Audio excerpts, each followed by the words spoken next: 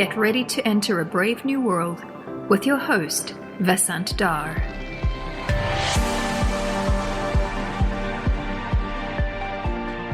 Brave New World is supported by the Center for Data Science, or CDS, at NYU. If your organization is interested in engaging with CDS through student projects, please email cdsindustry@nyu.edu. For more color on the podcast and additional commentary, please subscribe to our newsletter at vasantdar.substack.com. Hello, and welcome to Brave New World. There's a famous quote that companies waste half their marketing dollars, they just don't know which half. My guest today, Rajesh Jain, thinks otherwise. He's built a big business using channels like email to get people's attention. Rajesh is one of India's original internet entrepreneurs who made out like a bandit in the 90s after selling his internet platform company for over $100 million and decided to think bigger. He used his digital targeting platform to help India's current Prime Minister, Narendra Modi, in his successful election campaign in 2014.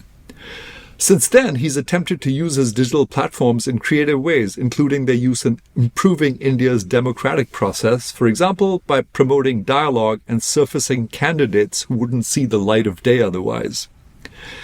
That hasn't quite worked out as intended, but perhaps this is a question of timing and perseverance. Rajesh is also author of a book called Startup to Profit On, where he shares some of his wisdom that he's acquired through his successes and failures. Rajesh, welcome to Brave New World. I am delighted to have you on the show. Thank you, Vasant. Start by telling us about yourself and what drove you to become an entrepreneur. So born in Pune, pretty much lived in Bombay most of my life, except for the few years I spent in the US. So school in Bombay, St. Xavier's High School, and then St. Xavier's College, and then IIT Bombay. And then I went to Columbia for my master's in engineering, worked for 2 years in the US, and then back to Bombay. By the way, I apologize to people who insist on Mumbai. I'm just, this is ingrained in my head. I always call it Bombay, so I'm not going to get that out of my head. Yep. So Rajesh, timing is everything in life, or at least timing is often the most important thing. And you've had impeccable timing as you're regarded as one of India's first internet entrepreneurs, and I remember I was on Wall Street at that time when that happened. I'd sort of taken time from academia, and I was focused on sort of bringing AI to Wall Street, but, the internet was really happening then, and that was the real phenomenon, and you saw that and went with it, and so great timing. So tell us about those early years and what you were thinking when you started India World. So I'll start with a little backstory about India before I come to India World. I came back from the US in 92. And for the first 2.5 years in India as an entrepreneur, I failed at everything I tried.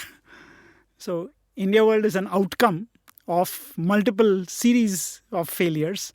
Because if any of those would have succeeded, I would not have done India World. And people often don't recognize the sort of failures one goes through, on the way to potential successes that may not actually materialize. At the time when I started, all I wanted was to just have something which worked and not fail. So it was late 94, and I'd been in India 2.5 years. The venture which I was doing in image processing was not working. And so I went back to the US. I spent a couple of months in the US. This is late 94, trying to figure out what to do next in life. And I had this Visit USA ticket at that time.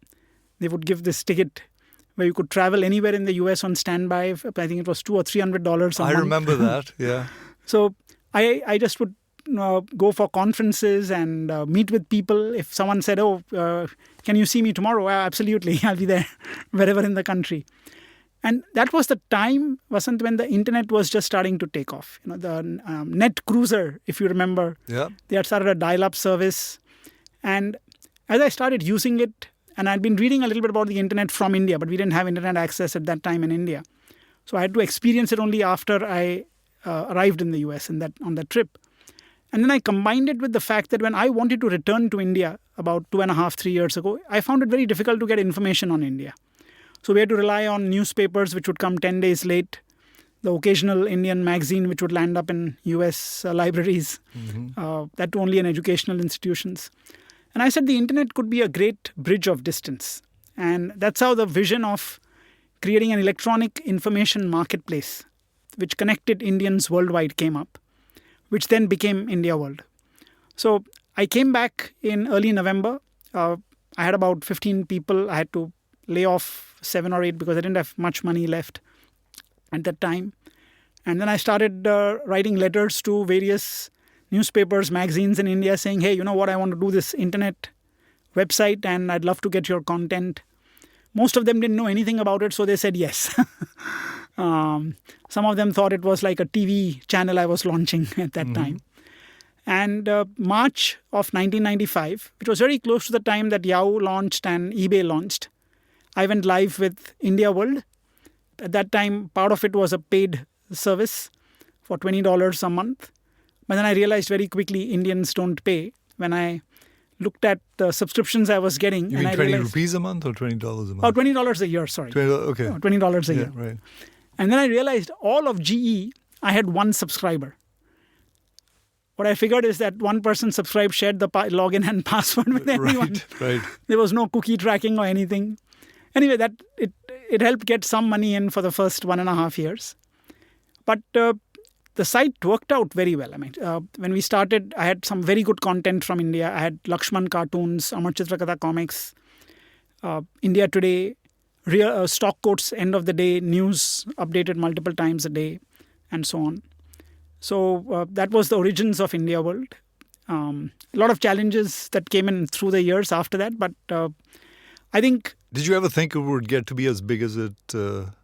No. I knew the internet had potential to be very big in the early days because I would come to the US every 4 or 5 months for conferences because that's how I wanted to learn about what's happening. And the excitement, I think, was palpable.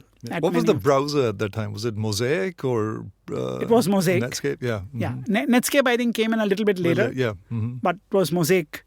So at the Univs, etc., you still had the text-based browsers, links. Yeah. No, in fact, I remember one of my students went for an interview, one of my PhD students, Nikki Ranganathan, went for an interview with one of the banks and he demonstrated Edgar. It was this, Edgar actually started in my department at NYU. And people looked at that and they said, did you write the program? And he said, yeah, of course I wrote the program. That's why I'm showing it to you. Right? And he came back and he said, I realized that they were asking me about the browser. They'd never seen a browser before. Wow. And sort of saying, wow, did you write that program? That's amazing. Yeah, it was amazing. I mean, that period was fascinating. And when I look back, it was just the fact that because I had failed, I had to do something else in life. Yeah. And I think if I was probably a year late, it would have probably been too late. If I wouldn't have been a year early because I wouldn't have got the ideas at that time.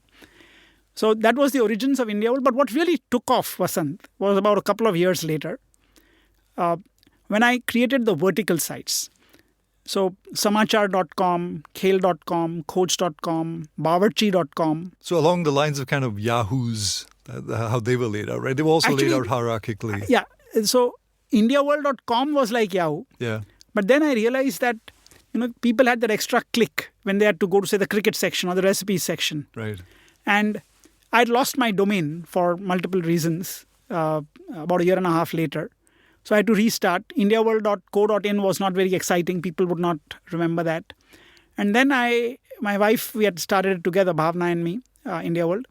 We were on this trip in Rajasthan and we said, hey, you know what? Why don't we come up with names, Indian names, so that people don't have to go through one more hurdle to getting to what they like? Because not everyone likes everything. So why go through a sort of gateway? And that was the opposite of what Yahoo had. Yahoo had everything. You go to yahoo.com and then you had the directory structure, right, or sub-verticals. Mm-hmm. Yeah. And I think this was the best decision I did because Samachar became the sort of bookmarked news page for lots of Indians. Mm-hmm. Khel.com was synonymous with cricket. Coach was the search engine. Bawarchi for the recipes. So they became independent brands in their own right. Mm-hmm. And even today, some of the older people remember not India World, but the sites that they were familiar with. I created 13 such verticals. These 4 worked very well, 9 did not. Right. So what was the outcome of that? You sold that? Yeah. So the verticals were launched in 97 and 99, a lot of people were raising capital. The internet had started picking up in India, interest at least was happening, or the sort of the first .com boom Yeah. in India. Premature, but a lot of capital was being thrown in. And while we were profitable, I didn't have any surplus capital to spend on marketing and even or hiring a team. Sure. I mean, you were like 2 people and then a few more, right? Yeah, we were like 20 people in a 900 square feet office at Nariman Point, all packed up in one sort of ground floor office. And I tried to talk to a lot of VCs to raise money, but for various reasons, the deal didn't. None of the deals worked out. Local VCs, Indian VCs. And even US ones. Most of the capital coming on was from outside at that time. And late September, October 1999, I'd signed a term sheet, and the VC then backed out on the day they were supposed to sign. And that was for 13 million pre-money valuation, 4 million investment. And I said, no, what am I going to do now? This one also has fallen through. A month later, I'd sold the business for $115 million. So I tell people, I've never thought of it that time. And how did that happen? And what happened in that month? So I sold it for 166 times revenue. We count in SaaS, we talk of multiples. Yeah. So what happened was, in the space of a week, I got 2 incoming inquiries.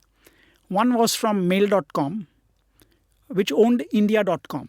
So they had listed on the US, I think NASDAQ, and they had come to India, met with a lot of people, and then they sent me a fax at that time saying that, look, here's the term sheet. We want to acquire you for 40 million in stock, and then we will spin it off and we'll take you public on NASDAQ 6 months later. Very exciting offer. And then SIFI had just gone public. Satyam Infoway had gone public on NASDAQ, and they had raised $80 million. So Merrill Lynch had taken them public, DSP Merrill Lynch, the Indian arm, Indian partner. But Merrill Lynch in this case was my investment banker. So they then spoke to SIFI saying, hey, you have a great opportunity to become like AOL, where you have the ISP business, which they had, and you can acquire a company which does content like India World, and you'd be the perfect company in terms of the content play and the internet access play. So they started, SIFI got very interested, and this is a perfect situation, right? You have 2 companies very interested in you. And I think in 10 days, the Merrill Lynch DSP Merrill Lynch handled all the negotiations. My valuation went up from 40 million to 115 million. It was surreal. And it just, I think the deal happened in like probably less than 2 or 3 weeks. It's amazing, right? Like 40 million, 115 million. What's the difference? And I mean, we were sub 1 million in revenue. Yeah. So if you think about it at that time, it's just one of those things. Yeah.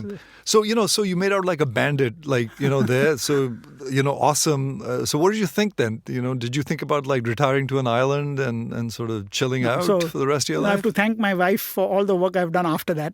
The next morning, after we signed the deal, and actually for us, it was not as much about because the company was where both of us had spent the last 5 years building it from scratch. So it was almost like a baby for us, and I think we were a little tearful when we signed the deal. And the next morning she said, "Look, if you are going to think about the money in the bank, you are never going to do anything again in life." Okay, so the deal is done. You go back to becoming an entrepreneur. You like building new things. Forget about the past. And I think that's how it's been. So it's always sort of day 0, day 1, whatever you call it as an entrepreneur. Yeah. Great advice. So how did you sort of rethink things at that point, right? Because you'd sold, the internet had sort of progressed, moved on. Like what was your thinking then? So one of the thoughts was that I think the timing was what you said earlier on. The timing was just perfect. If I'd waited probably even 3 or 4 months, I don't think we would have got a deal. And then it would have been very difficult to really build the business. Because then, when I look back now, it would have been a 10, 12-year sprint or a marathon, not a sprint in that sense, to build up a proper internet business in India. So I think, and Hemendra Bhai at DSP Merrill Lynch told me a sentence which I've not forgotten. I give this advice to many entrepreneurs. More important than knowing when to enter a business is knowing when to exit. It's funny you say this because I teach a course on systematic investing, and a lot of the discussion is about what humans are good at versus having a system. One of the things I tell people is that it's easy to get in, but it's very difficult to know when to get out. It's strange that we're having this conversation because just a few days ago I was talking to my colleague and friend Scott Galloway, who'd written this piece just post 2020 where he said Disney had great prospects, and I read his piece and I piled into Disney, and it went through the roof, and as is often the case, you sort of take your eye off the ball. I'm doing too many things. I don't monitor my portfolio every day, right? And so I just haven't been looking. I figured, this is a long-term investment. And I was reading his blog the other day, which is, and he writes a lot about TikTok and how they're just killing the traditional players. And so I said to him, I said, I realized that I'm now underwater on my initial Disney position where I had actually made out quite well initially. And so I just didn't know when to get out. And so I was in this conversation with him. Is it curtains for Disney, right? So that was the conversation. So you're so right. It's easy to get in, very difficult to know when to get out. And I think this is the advice. I think when I look back, Hemendra Bhai's advice at that time and my wife's advice, I think both spot on when I look back. And so after India World, I started a company, Netcore, at that time. We were doing Linux mail servers for corporates in India. But the 99 to 2006, 7 So by the way, just curiously, why Linux mail servers? Okay. So here's how the problem came to us. Basically, we would set up websites for brands in India. For companies, and we had about 200 websites. And so so our revenues actually came not just from advertising on our portals, but also websites. So till the ads took off, the websites had the money coming in. Right. And therefore, we didn't have to raise capital. We were profitable. When we would launch the websites, inquiries would come in from the internet. And companies would say, hey, we don't know how to handle these inquiries. We don't have internal mail system set up. Microsoft Exchange was the alternative, very, very expensive. So we then said, okay, there's some open source Linux. So we'll put a server in your office. We'll set up internal mail for you. And therefore, you can now interact with all the inquiries which come in, especially for banks. The Indians outside of India started writing into them and they had to reply back. So that's how the business started. Just listening to customers, listening to problems. Yeah. And here's something which needed to get solved. There was no great vision at that particular point of time. So Netcore, the first 7-8 years, I tried a lot of things. And I tried to create various products, thin client, thick server, bring down the cost of computing. I tried to get an all-in-one server for small, mid-sized businesses in India. None of them worked. So I failed for 7-8 years in trying out lots of new ideas. And then I said a friend of mine again, 2006 or 7, he said, Rajesh, look, you're very good at coming up with new ideas. You're lousy at taking them to market. Why don't you get yourself a CEO? And when he told me this the first time, and I said, why should I replace myself? I've got a great exit behind me. But he said, Rajesh, that was a different company, different point of time. And what you're trying to do is very different. You're trying to sell to enterprises. You have no experience trying to do this. I was just thinking if he were Clint Eastwood, he'd say, a man's got to know his limitations. Sorry to interrupt. Yeah. No, absolutely right. And so he said, okay, there's this nice person you should meet up with, Abhijit Saxena, very different from you, and talk to him. So I never opened up a CEO search or anything like that. I just spoke to Abhijit. And we got along very well. I realized he was very different from me. But he could bring in the sales mindset into Netcore. And that's how I got him on board. And that changed Netcore's growth trajectory. For the first time, we had a discipline on sales reviews, on how to create strategies for selling, which companies to target, and so on. How to package our products together. How to not do lots of different things which will not make us any money. Because people are not going to pay for it. So that's how Netcore's growth started in 2007. We've been doing pretty well over the last 15 years. But I think even this point that getting in a CEO to replace myself was again a very pivotal decision in my life. And with that, the other advice which I had got from another friend was that, look, Rajesh, now there are two of you at the top. Make sure that there's only one leader. So if you've got a CEO, you got to trust him and let him make the decisions about the business. If you disagree, tell him privately. Don't disagree in front of everyone. Otherwise, people will realize there are two power centers, the company will collapse. So I think if you just aggregate Great these sort advice. of advice, and I think in life, it works out very well. You got to know which to pick. Yeah. So what's this 15-year trajectory been like? Where is Netcore now?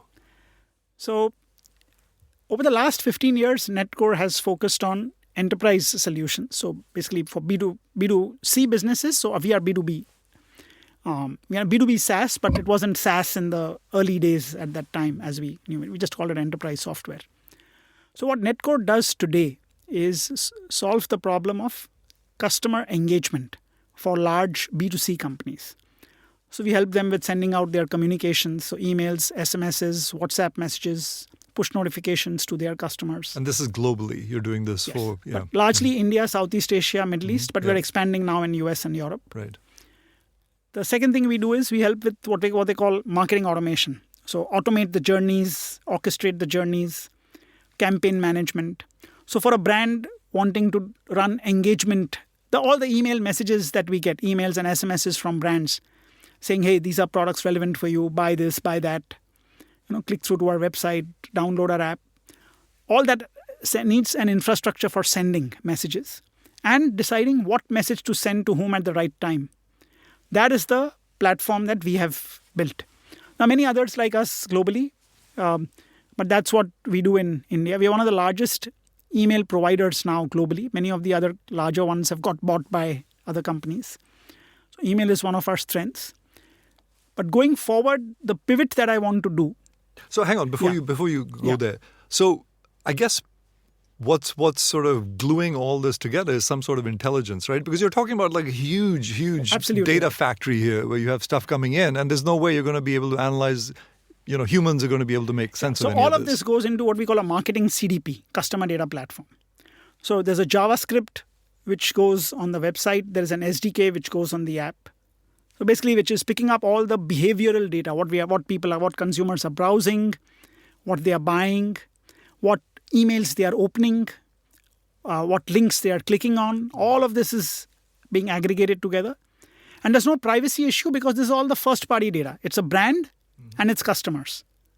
So it's identified information. The email ID or the device ID or the cookie of a person. The person is basically your customer or brand's customer. Right. So all of this is being then processed by AI at the back end. A lot of machine learning. So the simple problem is, what is the right next best action for every customer that you have? So have you essentially become an AI company at the end of the day? I mean, is that how you view yourself now? Yeah, we didn't call ourselves an AI company. No one did, right? Yeah. No one really envisioned this. Yeah. Yeah, but AI, absolutely, because none of this can be processed just by hard-coded rules alone. Mm-hmm. You need to see the patterns. You need to compare what, say, your best customers are doing, which are different from the long tail of customers. Now, can the best customer journeys get replicated over the next sort of customers, over the long tail? So now how do you, what sort of intelligence do you actually provide your customers? Are you actually sort of automatically giving them actionable insights? Is that all now automated? So the outcome really is in sort of a two-word phrase is omni-channel personalization. That's the sort of holy grail for a brand, for a marketer. So I want the communications that I send out or the products that I show on the website or app to be personalized to the individual. Now, so when you're going to so how do you measure how well you're doing here? Right? Because you're not observing the counterfactual. Like there's something else you could have done. So they do some A/B testing. Yeah. Before they sort of go in with us, they'll say, okay, this is what we are doing today. Yeah. Now we'll put your recommended products, say, on the first panel, Yeah. and then we'll see what the delta is. Right. So that's how they actually track. Yep. And then, of course, the emails, then you can also do send time optimization. So you can figure out what time people are opening their inbox, the mails, and you send out emails at that time. Subject line optimization, what subject lines work better? Is it, will this individual respond with buy one, get one free or 50% off? So all of this you learn from behavior that is there. Right. So now let's come back to where you were going with this and where it's going. Yeah, so we've been doing this. So basically it's all about retention, about engagement, about personalization. And over the last year, I've been thinking that really the real problem that brands want to solve is how do I increase my profits? Now, this wasn't a question till about a year ago because there was a lot of free money available. All they wanted to grow was the top line. So it was growth at all costs. In the last year, everyone's become very conscious about profitable growth. So I can't just have cash burn. And I think what we are now working on is how do we go to brands and help and show them how can they increase revenues? How can they also cut marketing costs? Because half of the money that they're actually spending on new customer acquisition is being wasted. I don't know if they realize it, but a lot of them are not willing to accept it because it would otherwise shrink their budgets into half. But basically, reacquisition, wrong acquisition is costing brands a lot of money. So just to explain that a little more, what's happening?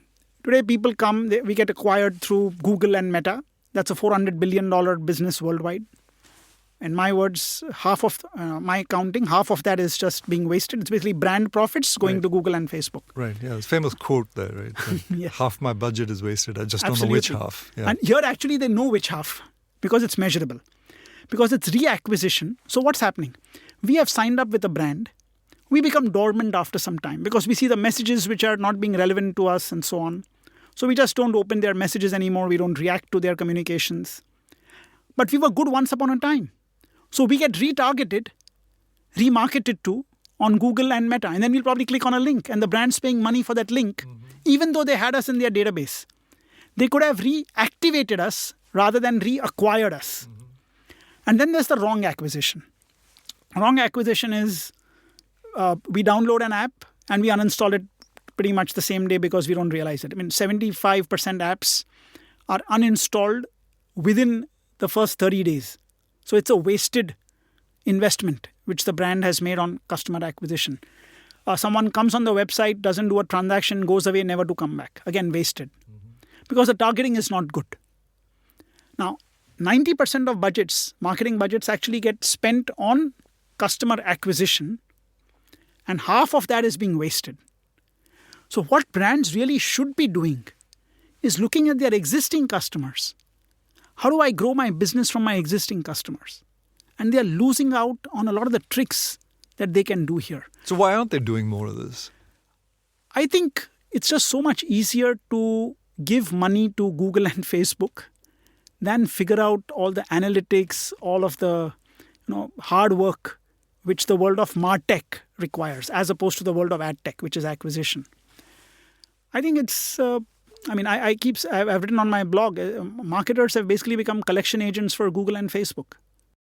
Yeah, now, I tell my students that I invested heavily in Google like 6-7 years ago because I tried to call their customer service and it doesn't exist. It's like, have you ever tried to get in touch with Google? And I said, this is an amazing business, right? Where they don't actually need customer service. No, but both Google and Meta do a great job selling to the ones who got the big bucks, which are the marketers.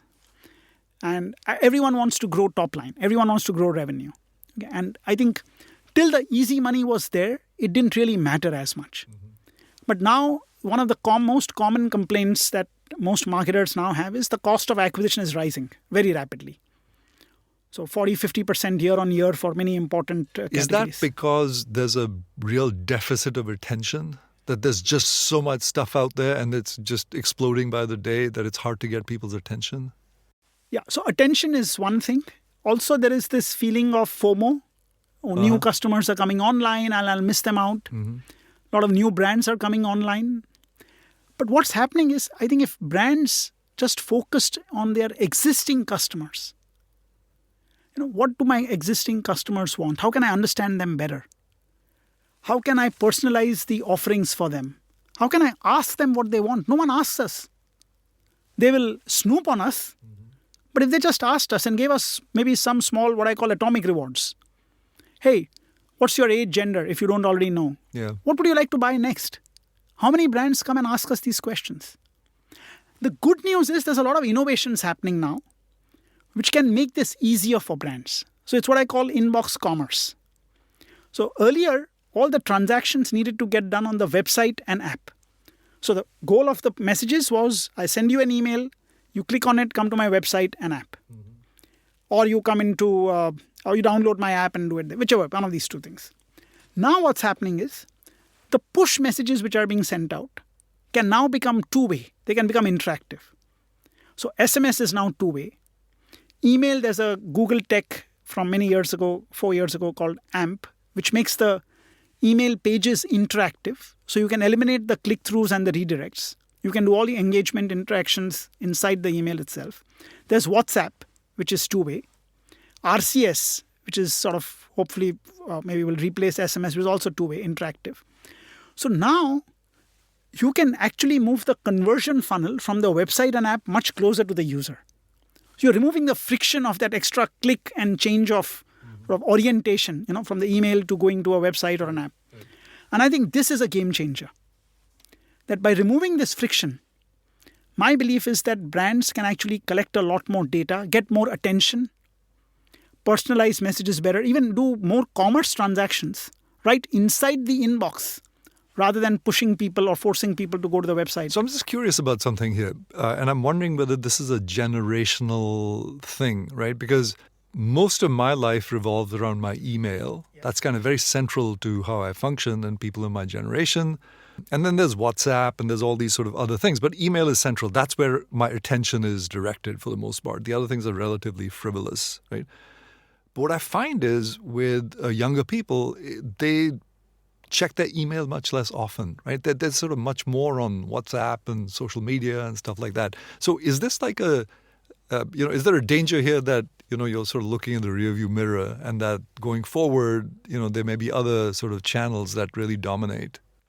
Very good question. So I get this a lot of time from marketers. Now, the interesting thing is that actually email itself has to blame in some ways because there has been no innovation in email for the last 15 years. The last innovation was text to HTML. Now, but the moment email becomes interactive, the moment I can do my entire cart management inside an email, I can pay inside email, I can fill forms inside email, I can get quotations inside email. The email becomes live. The complete experience changes. And we've been working on this for the past few months. I show it to young people. I mean, you've never done a search inside of an email and got the results right there. That's a strange concept. Yeah. So imagine the website or an app being inside of an email. Right. Imagine being able to just edit your cart, which you have to go to the website and do abandoned cart you get all the time from brands. Yeah. Instead of having to click through, you can now make changes right there. You can give NPS ratings, which everyone wants to collect after a transaction. We don't click because, I've got to click, go to the website and do it. NPS, just for the audience, Net Promoter Score. Which means good people minus bad people divided by everyone. Yes. Right? Okay, good. Yeah. Absolutely. Yeah. Basically, it tells a brand how they're perceived, whether people will recommend the brand to others, and so on. So all of this now can be done inside of emails. Now, the advantage of email over other channels. So for marketers is that email, there is no central controlling authority. So for example, WhatsApp, you mentioned WhatsApp. It's controlled by Meta, Facebook. Now, the thing there is that they can keep increasing prices, and which has been happening. In India, prices of WhatsApp have trebled in the last, for this is not for in person to person, this is for business communicating to persons, has trebled in the last probably 2 years or so. And how's that? When you say the cost is tripled, in what way? Okay, so as individuals, when we communicate with each other on WhatsApp, we're not paying anything. Yeah, I know. This reminds me of a joke of when Microsoft bought Skype for 8 billion or billion, something. right? Yeah. So this guy says, why did they pay 8 billion for something that's free? Sorry for that No, poor absolutely joke. right. But So WhatsApp is, especially in countries like India, Brazil, many emerging markets, it has replaced the SMS basically as your primary channel for interaction with other friends and your networks. Now, because there's attention in the inbox, WhatsApp now, over about a year ago, opened it up for brands to communicate to their customers over WhatsApp. But that's not free. Brands have to pay for the privilege of sending out these messages to their customers. That's how WhatsApp makes its money. right. And those prices, I think, will keep going up because if they make it too low, then they'll be flooded with spam. Right. So my belief is that it's not about just one channel or the other. I think there'll be preferences between different people. Email still tends to be identity in a lot of places. So you still have an email inbox. Great point. I think if you can make emails exciting, imagine quizzes inside emails. Imagine games which you can play inside email. I mean, I used to show, we did a... It's weird that as I'm listening to you, I never really thought about that. I mean, is this your sort of vision of where email is going? Yes. Yeah. I call it email 2.0. Yeah. Essentially that you can have a shop inside email. You can have commerce done inside email. Now, no one has ever thought of email like this. But when I show people the ability to search inside email, add to cart, pay inside email. I mean, I did that at a couple of trade shows. I was in the US in February, March. And it was, I mean, people have never seen anything like this. It takes 1 minute to grab their attention with 3 demos that I used to do. Hey, this is search, this is payment, and this is scheduling. You want your customers to come and schedule an appointment with you, right? Do it right here. They don't need to click and go through. And what we have seen is between 5 and 15 times increase. This is not 5 to 15%. 500% to 1500% increase in in-mail actions which are happening. Now, more such innovations happen, the more existing customers can interact with their with the marketers, with the brands. Yeah.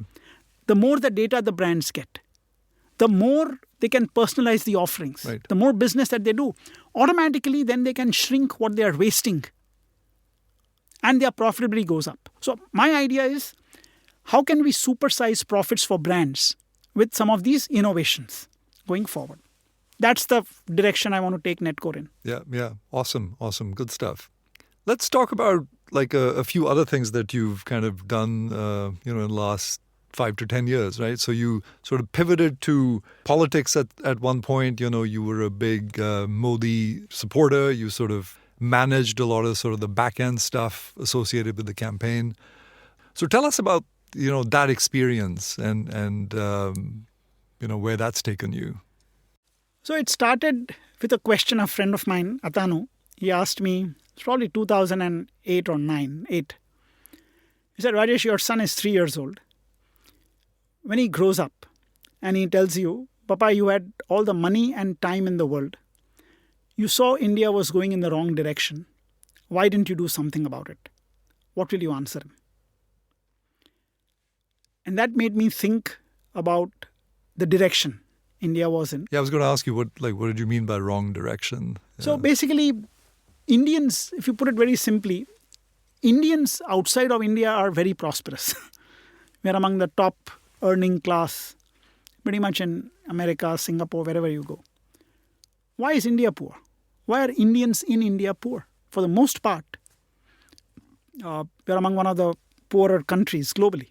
If you leave aside probably the maybe top 100, 200 million people. Yeah. Well, this is a great question. And it takes me back to, being a business school professor, we occasionally sort of evaluate like, who are we and what are the sort of questions we're answering?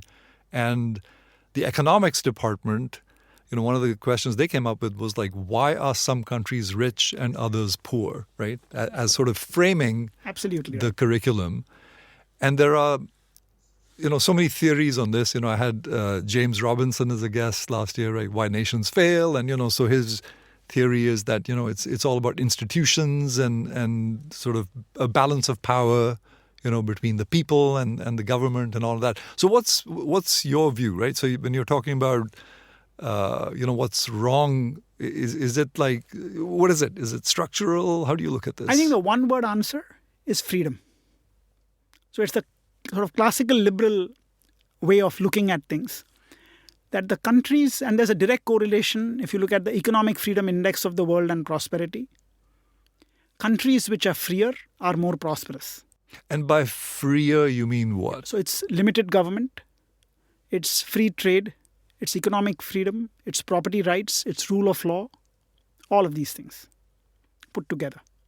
Freedom of speech also included in there, which is... And strong institutions. And of course, strong institutions. So you need property rights. Right. All of these require institutions. Yeah. Then the legal system. The rule of law, yeah. Mm-hmm. All of these boils down to institutions. So I think it's rules, not rulers in some ways, if you put it. In India, we've basically... So I think the root cause in India is that it goes down to the rules that we encoded in our constitution, which we got in 1950. Very few people know that 242 out of the 395 articles in the first version of the constitution were lifted directly from the 1935 Government of India Act, which was written by the British government to subjugate and control a country and its people. So the Indian constitution, besides being one of the longest in the world, has many rules in there which are exactly the opposite of what the American Constitution allows. Freedom of speech. Oh, you're free to speak, but it's like Idi Amin, right. The quote. Right. Yeah. We have freedom of speech, but I can't guarantee freedom after speech. So that's the problem in India. And many other countries which are not prosperous. It's nothing to do with the people. The people worldwide are the same. You can take the poorest person from the poorest country, put them in America, and I can tell you in 4 to 5 years, they'll be doing incredibly well. So let's talk about the solution here, right? So I think we can sort of more or less agree on the problem. But so the way I sort of, and tell me if I interpreted your vision correctly, I guess being a tech person and being someone who, understood platforms, I guess your vision was sort of political transformation through platforms. Is that a reasonable way to sort of... Yes. So there are two parts to the solution. What I had written about was, I called it Nai Disha. That's what I tried to create in 2017 to 18. And then I didn't make much traction, so I And that translates into new direction. New direction. New direction. So the first part is that the existing people in power, the political parties and the politicians, are not going to change anything. The existing system works fine for them. That's how they can, exactly like the British people. We have, a friend of mine calls it British Raj 2.0. So it's essentially the fact that the skin color of the rulers changed in India, but the rules did not. So we had the same, quote, institutions which the British used to subjugate us. So the politicians will not make any changes because it serves them very well. Now, to bring about change, how do you then, in a democratic environment, how do you bring about change? So my idea was that when I analyze the numbers. So when I looked at the numbers, out of 100 million voters in India, registered voters, eligible voters, 1/3 have their votes fixed. So they're going to vote. They're going to vote on the symbol of the party or the party rather than worry about the candidate. They don't want to change their minds. 1/3 of the electorate does not go out to vote. The other 1/3 is basically what I call the floaters and the wasters. Okay, because India is first past the post system and there are many candidates. If you're voting for anyone other than the top 2 or 3 candidates, your vote is typically wasted. And the floaters are the undecideds. So my point was that 2/3 of Indians actually do not have a fixed view on which party they want to vote for. Now that opens up a mathematical opportunity that if many of these people could be brought together on a platform, and I termed it United Voters of India, if they can come together, they can pretty much win in every constituency in the country, an independent candidate could be a winner potentially. And therefore you can create a Lok Sabha, or the lower house as they call it in India, of independents who can then bring about the changes required on the economic side, bring about limited government, etc. So you're talking about like a new political party It's called technically the Independence. It's reminds me of this new TV show on Netflix where this is crazy. I'm totally blanking on the name, but the U.S. government is just blown up. And there's a designated survivor who takes over, yes. right? And he's sort of the independent. Yes. Right? And in the next election, he refuses to identify with the Democrats or the Republicans, right? So he's like the independent party. You talking about something like that? So I don't want to call it a party. I want to call it a platform. Because the moment you call it a party, then there's this one person at the top, and power corrupts and all of that stuff. So rather than that, so I'm trying to sort of wrap my head around. So how I get that, right? So this is a platform, but at the end of the day, sort of for it's political. So Yes. how do you operationalize that? Yeah, so essentially think of this as a party on an app. It's almost the closest analogy is what Five Star Movement did in Italy. They built a new party primarily through Facebook and an app. So today, the only physical world action that I need to do as a voter is to go out to vote on election day. Everything else can actually be done through an app. How do you rethink politics where 100 million or a billion people, in India, in fact, my earlier figure was wrong. There are a billion voters in India, not 100 million. A billion people have mobile phones with an app on their phone. So now they can bring in other people they like. They can select candidates in their own constituency by voting for them on their phone, and so on. So it's a decentralized version. I mean, imagine Web3 applied to the world of politics. The Web3 of politics. Web3 of politics. Yeah, so interesting. So we started out by, the importance of timing, right? And so was the timing of this not right, or is this something that's just structurally just too hard to change? Good question. So I think the timing, it's a combination of both the problems. I don't know when the right time will be.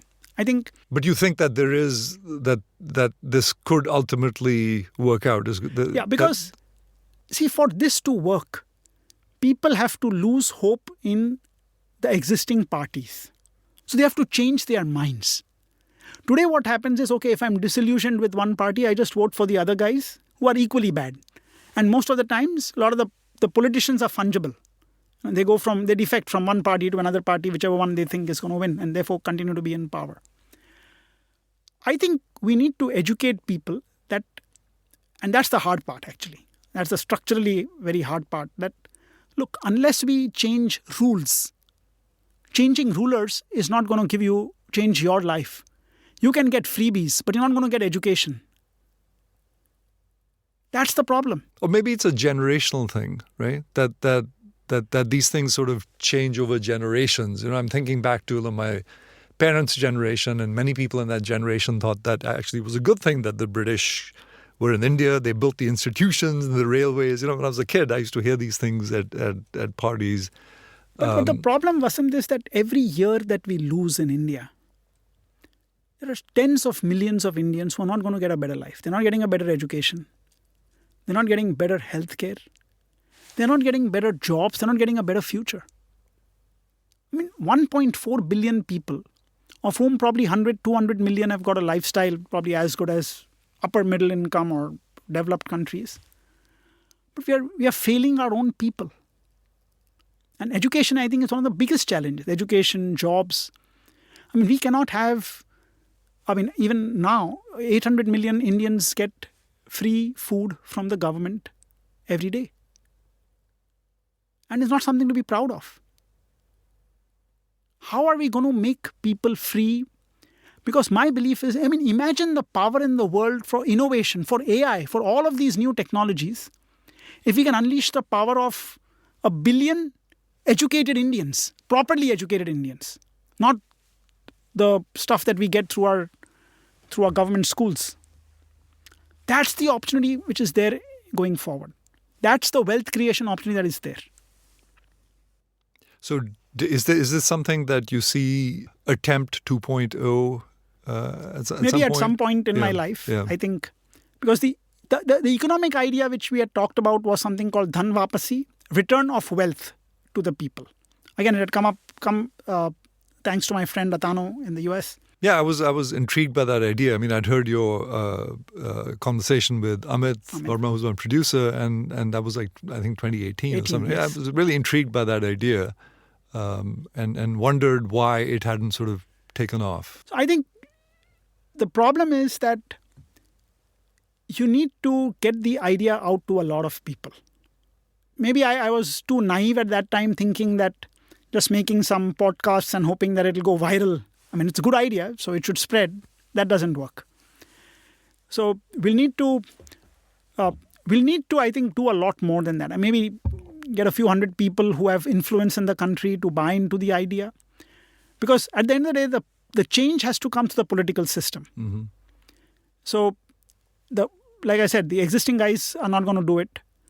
So it's a sort of, if you have to put India on an irreversible path of prosperity, we need freedom. We need to get into power. Think of it as a government which basically does not want to get re-elected, but can therefore do all the tough things which are required. Because you got to undo, you got to free education, you got to free agriculture, you got to free trade. All of the things which are there. You got to get rid of the government presence in land and property. I mean, it makes no sense. Look at Delhi. You have Lutyens Delhi, which was built by the British. Okay, you have these great bungalows for all of the ministers and bureaucrats.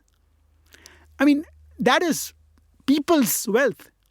They should be put into tall skyscrapers. Give the money back to people so it's their wealth. So they can create their own futures. And that's true. You have cantonments in many cities, prime land in Pune, in even Delhi, in Bangalore. I mean, all that was good in the 1940s, built by the British. It makes no sense in an India of 2020s, where the number one goal has to be, how do I create a productive nation, which essentially contributes positively. There are 1 billion people we can unleash. How does India grow from $2,500 to $15,000 per capita income in a generation between two elections? That's what we need to get done. And I don't see any politician right now with the vision or with a plan. The only plan they have is, if they are giving you free X, I'll give you free X plus Y. You hear a lot of sort of talk these days about, is this India's decade and all that kind of stuff, right? So, and I think if I hear you right, you're saying possibly, but I guess you have to first increase personal freedoms in India by leveraging technology to reduce the heavy hand of government. Yes. So the good news is there's a lot of good news in India. And the good news is because of entrepreneurs. For the first time that I have seen in my life now, we have the entrepreneurial sort of spirit of Indians has been awakened, and it's irreversible now. Because there's domestic capital plus international capital flowing in. Indians have always been entrepreneurial. I mean, we have to be, because you have to get around all the stupid rules and regulations which the government keeps making in the country. So, but now it's being used for technology development, for real change, for solving local problems, as of course, as also international, global ones, like Indian SaaS companies are doing good globally. The entrepreneurs, I think, are India's best asset going forward. But they still impact, or that class still impacts a small percentage. A lot of sectors are held back by government interventions. That's what needs to be undone. I mean, you have 50% people still involved in some way or the other in agriculture. We don't have a manufacturing scale in India. And the route of putting in tariffs and then giving production-linked incentives is not the right approach. We should be freeing it up. This is the best opportunity India has because of the challenges in China. But it's not about, I'm going to play God and decide which sector needs how much incentives for you to make computers or mobile phones or textiles or whatever. I mean, the industrial policy which has never worked in a different garb, different name. What Indians need is limited government. They need freedom. And I think India needs an equivalent of Lee Kuan Yew or the US founding fathers or a Deng Xiaoping, who can actually unleash the economic opportunities that Indians need to build their own futures and their own wealth going forward. But I don't see that happening. Although I see a sort of, maybe in parallel is not a right word, but the role of technology actually here in making change, in getting over these structural barriers that we're talking about. Yeah, but everywhere there'll be government hurdles. And you can see that already, right? A lot of systems have become electronic, and by the way, I'm still an Indian citizen, so I actually am still involved, and I find that a lot of things have become electronic, but there are points when humans enter the system, let's say for verification, and you get into bribes and all kinds of things like that, right? And that's sort of where I guess humans hit code. That's a nice way to put it. And things break down. I sort of think of this as sort of India's broken code, right? I mean, there's great progress. We've got Aadhaar and sort of this notion of a digital public infrastructure, all very modern, but there's still people that are part of the process, and that's sort of where the code breaks down. And ironically, actually, the government doesn't have to do. It has to stop doing. Mm-hmm. Yeah. Just that leave is it, ironic, yeah. Leave it to the people, and we will create our own futures. So Rajesh, you have a book out. You've enjoyed great success, but you've also failed a fair bit. What have you learned from your failures? So I've been an entrepreneur for 30 plus years, and I've succeeded maybe 2 times if I count some of the political stuff, 2011 to 14, what I did for the Modi for Modi at that time, maybe 2.5. I've probably failed 30 plus times in my life with different ideas, etc. The 2 successes are India World and, of course, Netcore. And I have a book coming out called Startup to Proficon. So, and by Proficon, you mean what? Yeah. So Proficon is a company as opposed to a unicorn, a company which is private, profitable, bootstrapped, and highly valuable. So unicorns tend to raise a lot of money. Founders are left with maybe 5, 10, 15% equity in the company. So when a unicorn, you got the burn cycle and all that. The wealth creation for founders at $1 billion valuation in a unicorn, founders can get the same thing with $100 million valuation in a company which is profitable, which is private, and which is bootstrapped. It's a different way of building a business, not by raising external capital, but by relying on your own profits for growth. And actually, my guess is that probably 99% companies are bootstrapped. But isn't that like so much slower then? I think so. It's really dependent on the plan the entrepreneur has. Because I've seen a lot of my friends who have raised capital. The game then becomes the next round. It's no longer about the profitability path. It's no longer about what customers want. How do I increase the valuation? Because my angel investor or my Series A investor wants an exit. So how do I get the next person in the Ponzi scheme putting in capital? There are some businesses which genuinely require capital. Okay, so there, of course, you got to raise capital and build it out. But otherwise, I think it's a different mindset that how can you build a business which is profitable? And I did that in India World. I did that in Netcore. In India World, I didn't have much money. There were no investors at that time. So I knew long term I wanted to have the money coming in from advertising and perhaps e-commerce. We had tried that also at that time. But in the short term, I used website development. We built websites for corporates, which kept the money coming in. By the way, sorry to interrupt, but before I lose my train of thought, because you've built these platforms that essentially are, in very simple terms, communication platforms with some intelligence.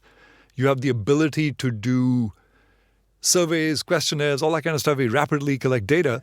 It seems to me that these tools are very useful for policy purposes as well, right? And this reminds me of like a conversation I had with Andrew Yang, the former presidential candidate, who lamented the fact that the only thing the government reports is the total value of goods and services sold in the economy, GDP, right? But that GDP doesn't always correlate with, people's kind of sense of happiness and success and stuff like that at the individual level.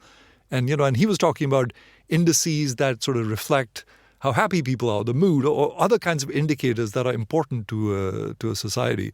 It seems to me that you're actually in a good position to be able to gauge those kinds of things and actually provide dashboards, that might actually tell us what's really going on, the sort of pulse of the nation, what people are thinking, right? Absolutely right. In fact, that's one of the things we are doing. So one of the other side projects that I started 2-3 years ago was something called Prashnam. So Prashnam is a survey engine which can survey, I'd say 80-90% of India in under an hour. So it uses IVR, so voice responses, automated dialing where people can enter their responses on a phone from maybe 2 questions, because otherwise people hang up after that. Yeah. So 2 questions, 4 choices each. And all you need to do if you have the random sampling done right is about 1,000 people. And we did it. We've been doing it. And I guess you've tested how accurate these things are. Yes. Yeah. So we've been working with multiple brands on this. We had used it to also during the pandemic to estimate deaths. We had replicated a University of Chicago survey which was done, and the numbers were at odds with what the Indian government was saying. And The Economist featured us. So there was the one time when my name came in The Economist. One of those bucket list things, I guess. But you're right. I think for policy making, we need to get real-time feedback. It doesn't have to be accurate. It's got to be directionally right. Because accurate surveys which you go out and do will take you just a long time. Right. But no one uses these things. People go with their gut and instinct.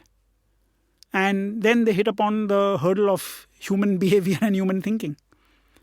I mean, the recent decision on the 2,000 rupee notes in India is a classic example. Someone in Delhi decides, or Bombay, whoever made the call, and then creates chaos on the ground. Everyone's That's right. uncertain. It sort of really disproportionately affects the people who really rely on the cash economy. Yeah. And I think it's also just the belief that someone sitting out there decides, I know what people need.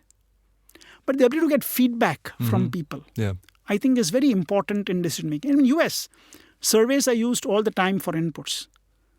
And in India, it's not so, because it's a large, diverse country. But if you get a good 1,000 sample, and by doing parallel dialing, you can get it in minutes rather than days or months or weeks. So I think that is where, if we can use data or inputs from people for policy making, I think that can make a big difference going forward. Yeah. We are working to set up what we call a Center for Rapid Insights with Artha Global, which is an Indian think tank. Right. So hopefully we can do some influencing of policy making by just putting out this data. Yeah. Sounds really interesting. So Rajesh, what are your thoughts in terms of advice to young people these days, entrepreneurs, this rapidly changing world of AI and technology? How should people be thinking about entrepreneurship these days? What's different now than when you got started? First is, I think people should be willing to close a door to open a new one, which is that aim to become an entrepreneur, not just an employee. At least once in life, become an entrepreneur. The odds are that they will fail, because 99.99% companies fail. Yet every entrepreneur who begins believes they have a 70-80% chance of success. But I think that whole experience of the buck stopping with you, of being able to imagine work for today, work for tomorrow, not having anyone to report to, I think is a very liberating experience. And I think it just makes for a better person going forward. Second is, I think people have to envision the future in terms of spending time thinking through what does tomorrow's world look like. Because entrepreneurs are not creating for the next quarter. They are building for a world 2-3 years hence. So it's what C.K. Prahlad said, competing for the future. There are different visions which people have for the future. And it's one of those visions which will happen.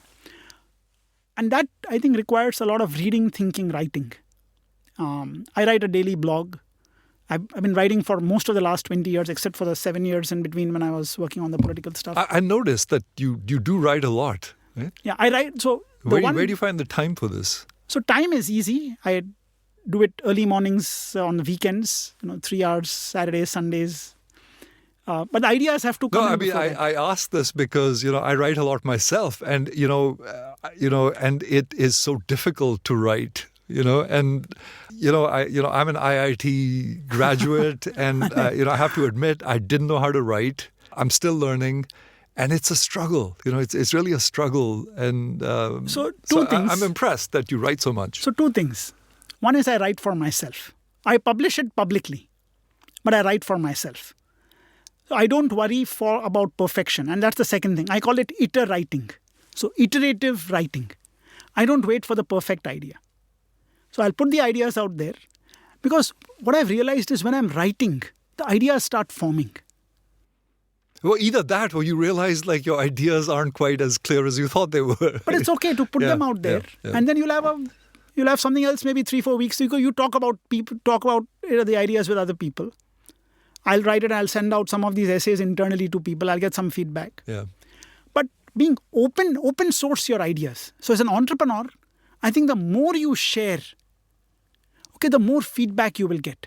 And if an idea can be just taken by someone else and implemented, then the idea is not worth having. 99% is execution. And no one else has the mental models that you have about that idea. So I think from an entrepreneur perspective, the ability to understand the problem, I think, is very important. Many times people fall in love with the solution. There's a book by Uri Levine, the co-founder of Waze, fall in love with the problem, not the solution. And too many times, I think, and but I think you're going beyond that. I think you're saying like write it out, right? Write it out, right? Yeah. Share it. And I've realized through the years that if you get past the vanity metrics of how many followers I have on LinkedIn or Twitter and how many times I got retweeted, I don't even spend much time on social media. I just like my contiguous time that is there for reading, thinking, writing, coming up with ideas, sharing them, even if they are half-baked with other people, because what they come back to you with helps make your ideas better. Many times I find people are too protective, which are there. They want NDAs and that nonsense for sharing, I think. But overall, I think, life is about trying out different things, I think. I don't worry about failure. And I tell people, I said, more often than not, it's the fear of failure that holds you back than failure itself. And even when you have failed, it's not you as the individual who has failed. The idea has failed. If I had given up, I had looked at my first 2.5 years, I probably failed 5 times, and I said, okay, I'm a failure in life. India World would not have happened. Netcore would not have happened. And every failure hurts. I've failed 30 plus times. And I was talking to someone the other day. I've tried to raise venture capital from VCs or capital from VCs or Ps probably 50 times. And I've got 50 rejects in my life. Yeah. Not succeeded even once. So, but I go into every meeting knowing that if I can learn one new thing, the one question they ask me will make me think. I'm smiling because I'm thinking that I guess, for an American audience, this would be like, something called the Pepe Le Pew School of Management, which is, like rejection, failure, whatever, right? Like nothing really stops Pepe, who's the character in this cartoon, from just plowing ahead. So I think it's all about trying. When many people ask me, okay, you did this political stuff for 7 years. What's the net outcome? You're not in the political sphere, and I never wanted to be directly in the political sphere. I was at the back end. I'd built a team for Modi at that time. And I said, there are a lot of people I met whom I would otherwise never have met as a tech entrepreneur. I learned things about economics, which we were, like you said, your IID also. We were taught to literally hate the humanities at that time. It's like... I mean, like, don't waste your time on that fluffy It took me 40 years to undo a dislike for economics because of the way I think we were taught at that time. And building at least a basic knowledge of these multiple disciplines is so important. Yeah. No, you're absolutely right. I mean, I tell people that they should study philosophy. Take some time off and just study philosophy, because that sort of asks the larger questions that we never really ask, as engineers or people or economists or whatever. Right. So do things in life which you otherwise would not have done. I think not worrying about what the outcome will be. So if you're working, be an entrepreneur. If you're an entrepreneur in tech, take a different area to be an entrepreneur. After all, as an entrepreneur, as an engineer, the skills you have are problem solving.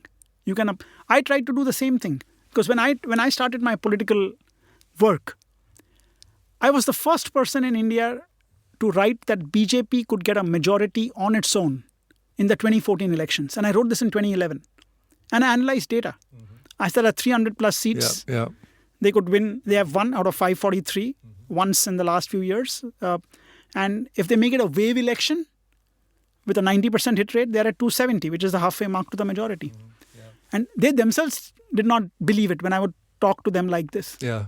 So as outsiders, many times there are better opportunities to look at a problem and solve it. And there are lots of stories. Yeah. And oftentimes it's hard to argue with the data.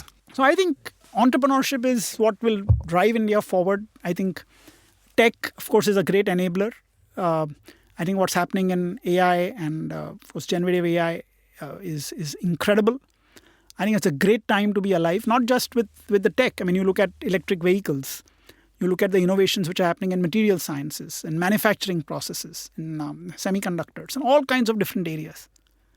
So I think as long as people are willing to say, look, I'm going to solve problems. And the barriers to entry have gone down. Yeah, absolutely. Right? Absolutely. Tremendously compared to 20, 30, 40 years ago. Yeah. And I think we are at the cusp of probably one of the greatest wealth creation opportunities going forward. And that pace of acceleration has so exponential. And most people don't get exponential.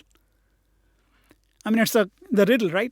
If a lotus in a pond doubles every day, it's the half is not 20th day, but say the 39th day. Right. But people don't get exponential. But that's the change we are witnessing in front of us right now. And that is, I think, for countries like India, many countries in Africa, I think it's the greatest opportunity to lift their people out of poverty. I mean, energy is going to see massive changes going forward. You combine energy with AI. I think it's a new era going forward. Now, in this world, how do you get people, being the best that they can be? In India, we were lucky. We had the luck of the draw that we grew up in good households where we got good education. But for every one Vasant, for every one Rajesh, there are probably today 50 of us who are today in some village unable to get a quality education, even though they have the potential. I think that's what we should be working to change going forward. And technology, of course, will play a very important role. But I think if we can build institutions for some of these things outside of the government, I think that is the opportunity for India and the world. Good stuff, Rajesh. I really wish you success with your second venture and, hope you make out like a mega bandit this time and come back for, political 2.0. On to the next mountains, mountains beyond mountains. Indeed. Thanks so much for this conversation. Great to be here face to face with you. And thanks for your time. Thank you, Vasant. Thank you for having me here.